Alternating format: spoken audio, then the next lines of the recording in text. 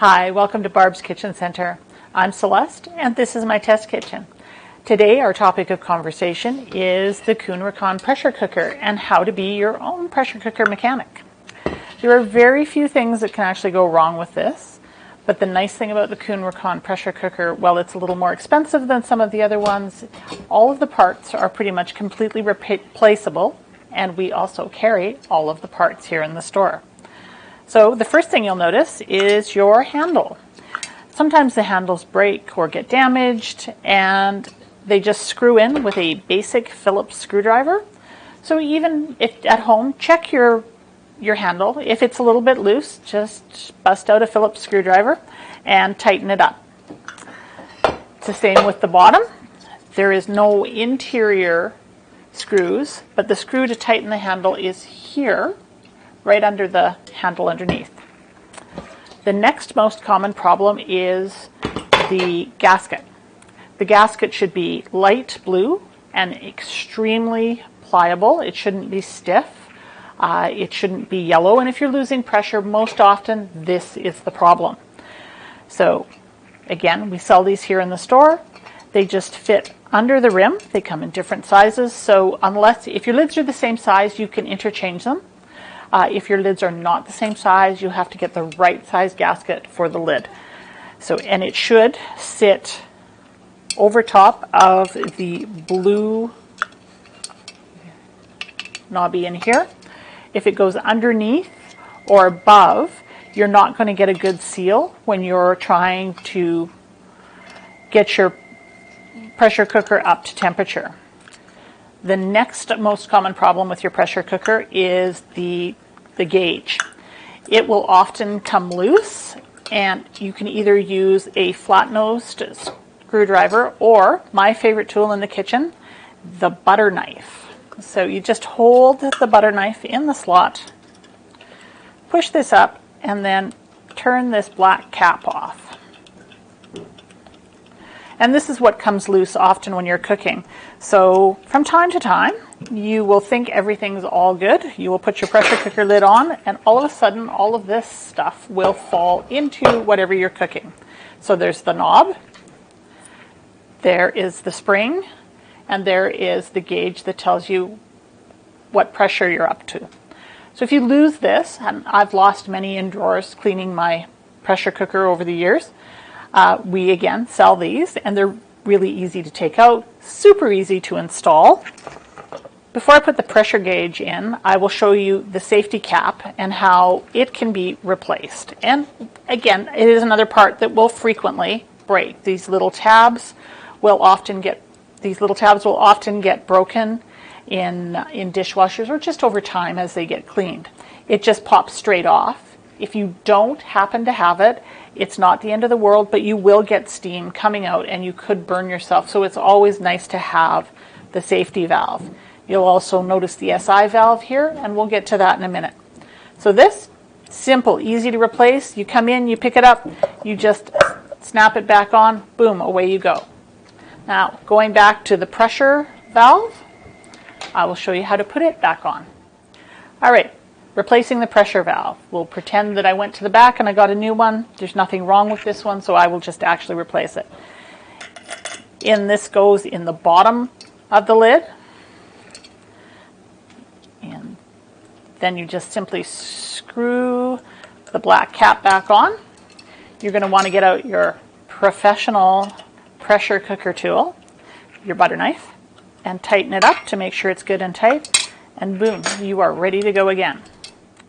The last change we will address in fixing your pressure cooker today is replacing this SI valve. An SI valve should look nice and light blue like this one. This one has been in here a very, very long time, and it's dark. It has no give to it whatsoever and really, really needs to be replaced. So here's what we're going to do. We're going to replace it. Again, I take all of this stuff out so I can make sure the SI valve has gone in correctly. So I will use my official repair tool here. Screw off the indicator valve. There we go. make sure I don't lose these pieces. In fact, I'm going to put them inside the pot so I know where they are when I go to get it. I will once again pop off the safety cap. Again, put it in there. And then you can see here, even on this side, this valve is quite dark. It's got no give to it whatsoever. So you can either use a pair of snips and snip off the valve, or oftentimes it's so stiff and so brittle you can just pop it right out. So here again you can see how discolored this is. And this whole thing, this whole piece is now garbage. This is an expensive replacement. It's about, I believe $27, but I'd have to check, and please call the store and check the prices because they change all the time, especially in the current climate with shipping. I never know from shipment to shipment if things are going to be the same price over again. The next thing you will want to do is, because this is an expensive part and it's really easy to break accidentally and is not warranted, you are going to want to read the instructions. And literally every time I replace one of these, I read the instructions, even though I have done it 100 times before. So it tells you to lift off the pressure cap like we just did. And then it tells you to push out the SI valve, which is easy enough to do. And then it comes with this paper gauge. This paper gauge, you put the new SI valve in with the bottom, this side down, and very carefully, I don't know if you can see this, but between these little wings and this top gasket, there is a rim, a very narrow rim. So you want to get this paper in that rim, hopefully without ripping it, because this will help you know when you have the valve in exactly the right place.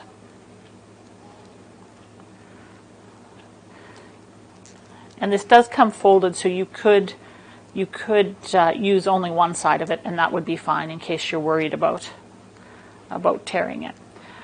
Again, you don't need to use this piece. If I did this every day, I probably wouldn't bother with this step. But because I only do this maybe even only once a month, I do this every time.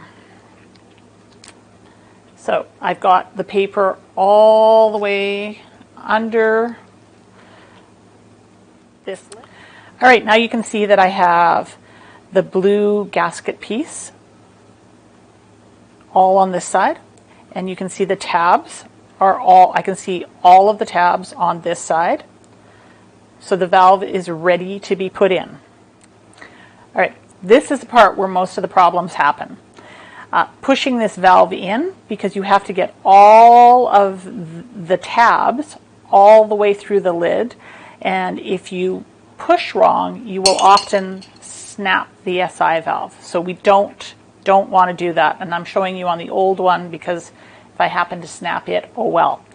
All right, so I have the new one all set up and ready to go, and it looks like it is impossible, but trust me, it will work. So we'll do it on the counter. You just want to, you don't want to solely push on the pin, but you want to work your way all the way around. So I'll turn it over so you can see what's going on here.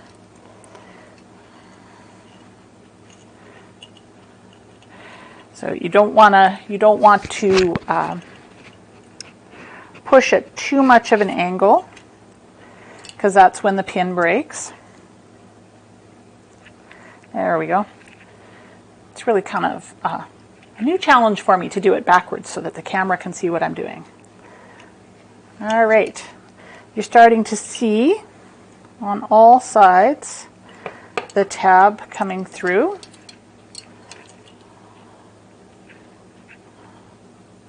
And I'll just check with our camera guy to make sure I'm in the right spot. He says I am.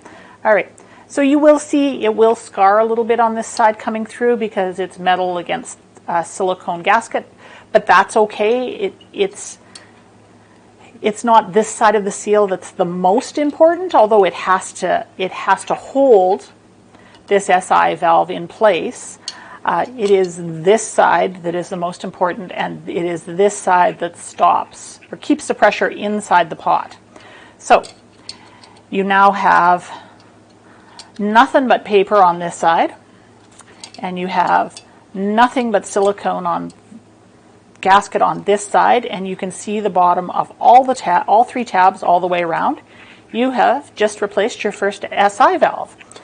So now you simply tear this paper off, and you are good to put all of the pieces of your pressure cooker back together. So in goes this. There's my cap. Put my cap back on.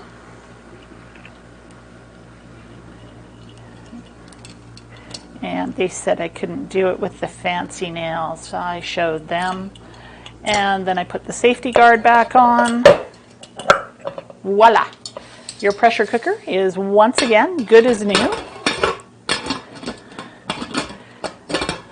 And there you go. Line up the arrows.